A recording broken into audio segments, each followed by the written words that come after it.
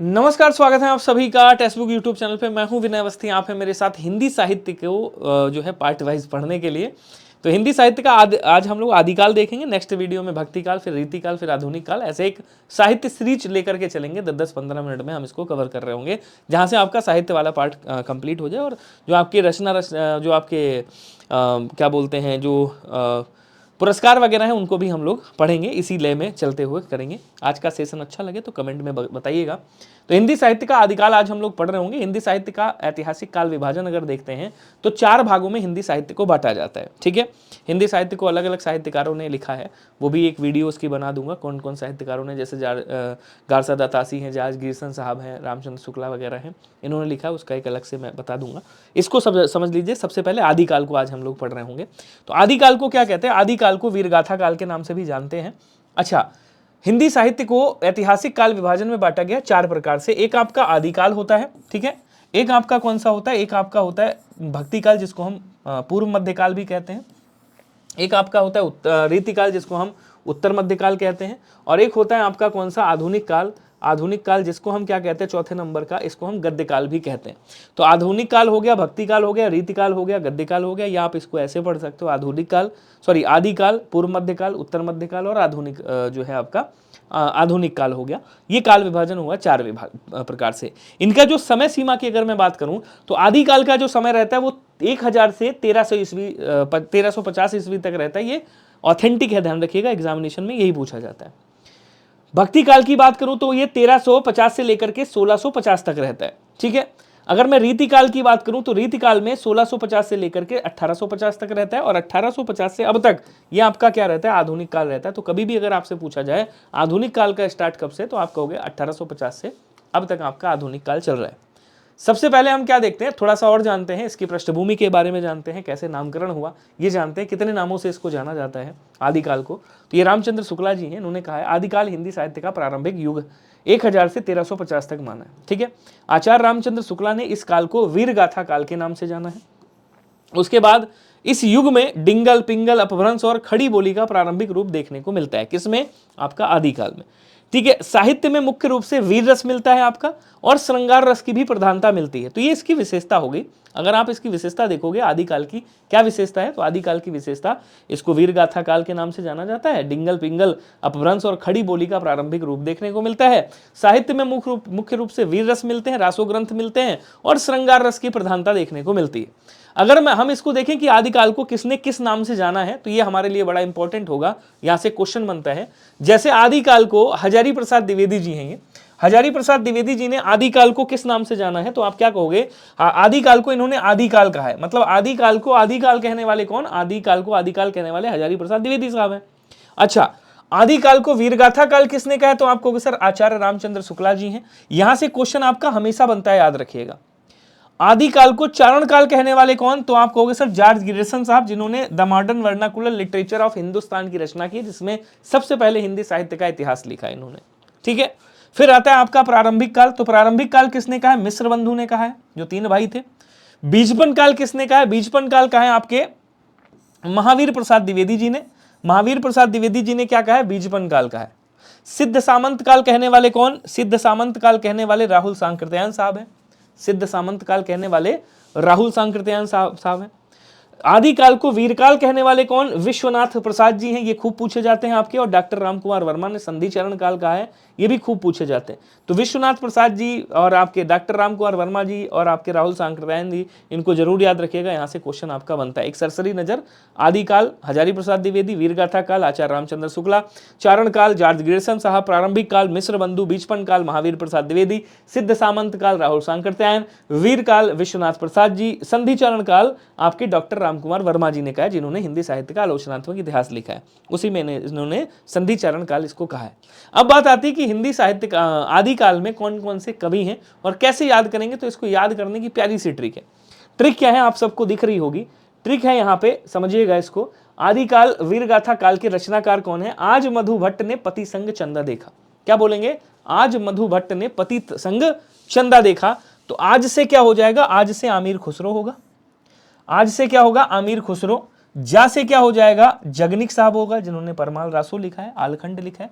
मधु से क्या हो जाएगा, मधुकर हो जाएगा। भट्ट से आपके भट्ट केदार हो जाएंगे। ने से नलसिंह हो जाएंगे। और पति से क्या हो जाएगा, विद्यापति, दलपति विजय, नरपति नाल। और संग से सांगधर हो जाएंगे। चंदा से चंद्रवरदाई हो जाएंगे। देखा साइलेंट कर दीजिएगा। तो आज मधु भट्ट ने चंदा देखा, माफ कीजिए। क्लियर हो गया सभी को। अब चलते हैं थोड़ा सा इसकी विशेषताएं और जानते हैं, कौन कौन से कवि हैं, इनके बारे में थोड़ा सा फोकस करते हैं, फिर एक सरसरी नजर भी इसकी देख लेंगे। तो आदिकाल के प्रमुख रचनाकार और उनकी रचनाएं क्या हैं। जैसे चंद्रवरदाई साहब ने क्या लिखा है, पृथ्वीराज रासो लिखा है। चंद्रवरदाई साहब जी ने क्या लिखा है, पृथ्वीराज रासो लिखा है। और ये पृथ्वीराज रासो हिंदी का प्रथम महाकाव्य माना जाता है, और हाँ, आदिकाल का प्रथम प्रामाणिक ग्रंथ माना जाता है। क्या बोलेंगे, आदि, इधर ही लिख देता हूँ, यहाँ पे लिख देता हूँ, यहीं पे। ये क्या है आपका, आदि काल का प्रथम प्रामाणिक ग्रंथ माना जाता है, प्रामाणिक ग्रंथ माना जाता है रामचंद्र शुक्ला जी के द्वारा। ठीक है, ध्यान रखिएगा। उसके बाद दलपत विजय ने क्या लिखा है, खुमाड़ रासो लिखा है।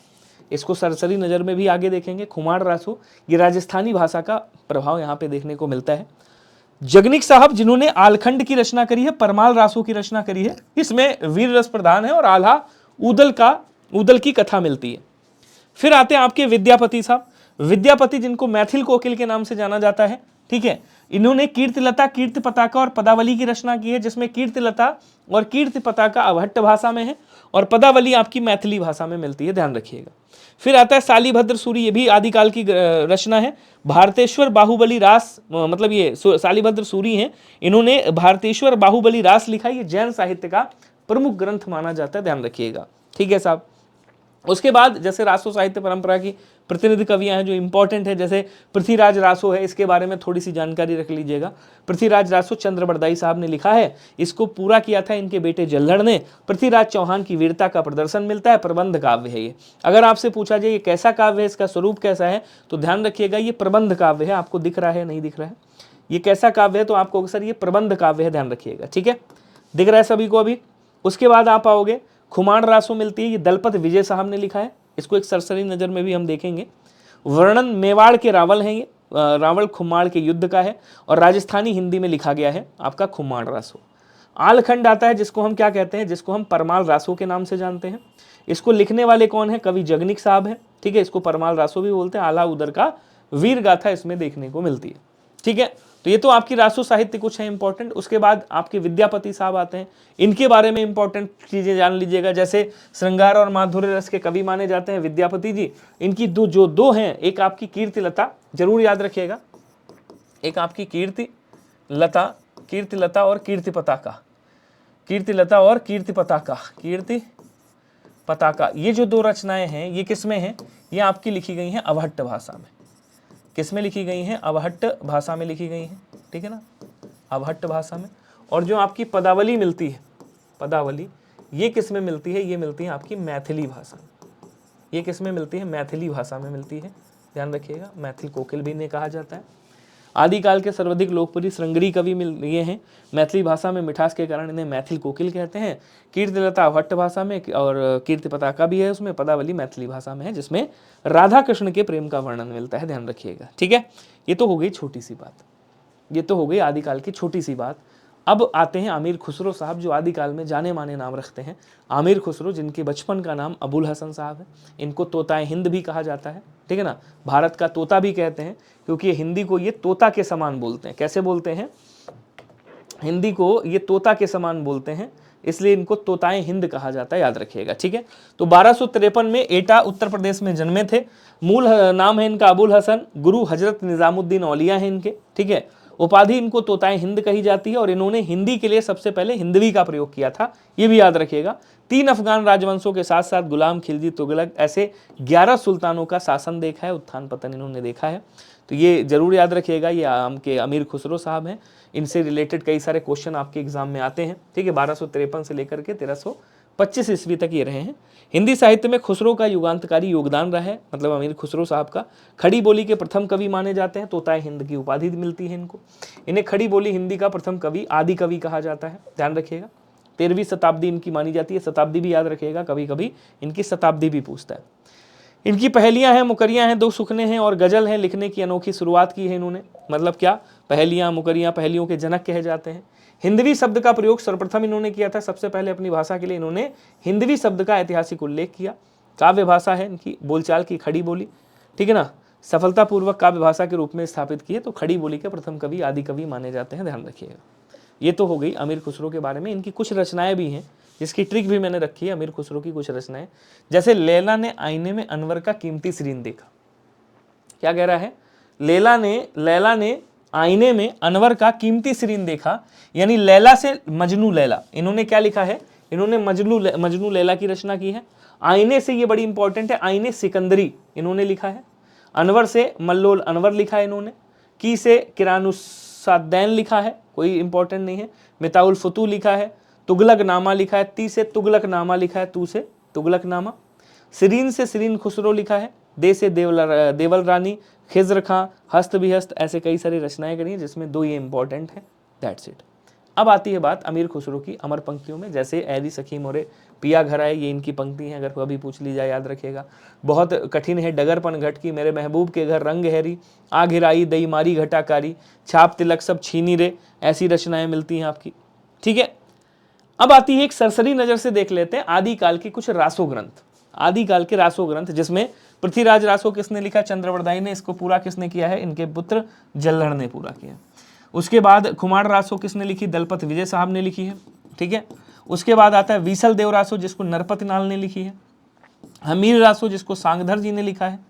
परमाल रासो, जिसको आलखंड बोलते हैं, जगनिक साहब ने लिखा है। जयचंद्र प्रकाश, इसको लिखा है भट्ट केदार ने। और उसके बाद जय मयंक जसचंद्रिका किसने लिखा है, मधुकर कवि ने लिखा है। ये आदिकाल के आपके जो रासो ग्रंथ हैं वो है, ये भी आपको याद रखने हैं, ठीक है। उसके बाद एक क्विक रिवीजन और कर लेते हैं। आदिकाल की समय अवधि 1000 से 1350, वीरगाथा काल कहते हैं इसको, ये याद रखिएगा। उसके बाद आपका क्वेश्चन बनता है, प्रथम महाकाव्य चंद्रवरदाई कृत पृथ्वीराज रासो है आदिकाल का। प्रथम खड़ी बोली कवि अमीर खुसरो, तोताए हिंद इनको बोला जाता है। विद्यापति की भाषा मैथिली है, पदावली मैथिली में लिखी है। अवट्ट में कीर्तिलता और कीर्तिपताका इन्होंने लिखा है। प्रमुख रस कौन सा है, संपूर्ण काल में वीर और श्रृंगार रस देखने को मिलता है। सबसे ज्यादा वीर रस की प्रधानता मिलती है, ध्यान रखिएगा। खुसरो का नवाचार, जैसे पहेलियों के जनक कहे जाते हैं, मुकरियों के जनक कहे जाते हैं। हिंदवी भाषा का प्रयोग सर्वप्रथम इन्होंने ही किया था, ठीक है। बाकी आपको बता दूं, अगर आप यूपी पुलिस कांस्टेबल की तैयारी कर रहे हो तो आपके लिए इंपॉर्टेंट है 20 दिन 20 मॉक टेस्ट का ये हमारा सुपर कॉप मॉक टेस्ट जो है, ये बड़ा इंपॉर्टेंट है। Super cop mock test 20 mock test इसमें आपको मिलेंगे। और 20 मॉक टेस्ट का फुल मतलब आपको क्या करना है, ये लेने के बाद आपको प्रॉपर तरीके से आपका OMR सीट में इसको प्रॉपर फिल करते हुए टेस्ट देना है आपको, एकदम एग्जाम वाला वो करके। तो ये समझ लेना कि आप पेपर से पहले 20 पेपर दे रहे हो, मतलब पेपर से पहले आप 20 पेपर दे रहे हो और 20 पेपर देने के बाद आप फाइनल पेपर में बैठ रहे हो। तो फुल 20 टेस्ट आपको मिलेंगे। इसका पूरा डिटेल्ड एनालिसिस होगा, पहले अपने आप एनालिसिस कीजिए, फिर हम इसका डिटेल्ड एनालिसिस करेंगे। वीडियो क्लासेस इसमें आपको मिलेंगी सारी टीचर्स के द्वारा। टॉपिक वाइज PDF नोट्स भी मिल जाएंगे। अगर आप चाहते हैं यार इस टॉपिक में दिक्कत है, हमको नोट्स मिल जाए इसका, हम एक बार रिवाइज कर लें, तो वहीं से जा करके आप रिवाइज कर सकते हो, नोट्स डाउनलोड कर सकते हो, प्रिंट आउट निकलवा सकते हो। हमारे जितने भी फाउंडेशन बैच हैं उनका सबका एक्सेस आपको इसी उसमें मिल जाएगा। तो 249 का ये बैच है, ध्यान रहे। अगर आप इसको ले रहे हैं तो विनय कूपन कोड जरूर लगाएगा, और ले रहे नहीं, इसको आपको लेना ही है क्योंकि ये इंपॉर्टेंट है, ठीक है। तो 20 मॉक टेस्ट हैं, इसको दे दीजिएगा एक बार। 249 रुपये मत देखिएगा, लेकिन इसको एक बार ले लीजिएगा और बढ़िया से एक बार टेस्ट मार के तब आप एग्जाम देने जाइएगा। उसके बाद आप अपने आप को ऑब्जर्व कर पाएंगे, देख पाएंगे। इसको लेने के लिए आपको क्या करना है, सेशन में जाना है, इसी सेशन में मोर पे क्लिक करना है। यहीं पे है UP police super cop batch के नाम से लिंक दिया है, आप इसको क्लिक करोगे सीधा ये ओपन होकर के आ जाएगा। बोलना खुल जा सिम ऐसे ओपन हो जाएगा, अभी हो जाएगा ओपन, थोड़ा सा समय ले रहा है। ये ओपन हो गया, इसको ऐसे जाओगे, यहाँ पे व्यू प्लान करोगे, इस पर अप्लाई कूपन करोगे, विनय कूपन कोड लगा देना, VINAY विनय कूपन कोड लगाओगे, अप्लाई करोगे, आपको डिस्काउंट मिल जाएगा। ये आपका 249 का मिल जाएगा, ठीक है। आप चाहो तो ऐसे भी कर सकते हो, यहाँ से जा सकते हो। ये 22 सुपर पास लाइव लिखा है आल प्लान, इस पर क्लिक करोगे, ये भी खुल के आ जाएगा। आप तुरंत यहाँ पे 299 दिखाएगा, विनय कूपन कोड लगा करके एक बार चेक कर लेना, अप्लाई करोगे आपको डिस्काउंट मिल जाएगा, ठीक है। बाकी आज का सेशन कैसा लगा कमेंट बॉक्स में जरूर लिखिएगा। बाकी भक्ति काल भी आपको मिलेगा, अगले सेशन में आपसे मुलाकात होगी। तब तक के लिए सभी को धन्यवाद, नमस्कार, जय Hind, thank you so much.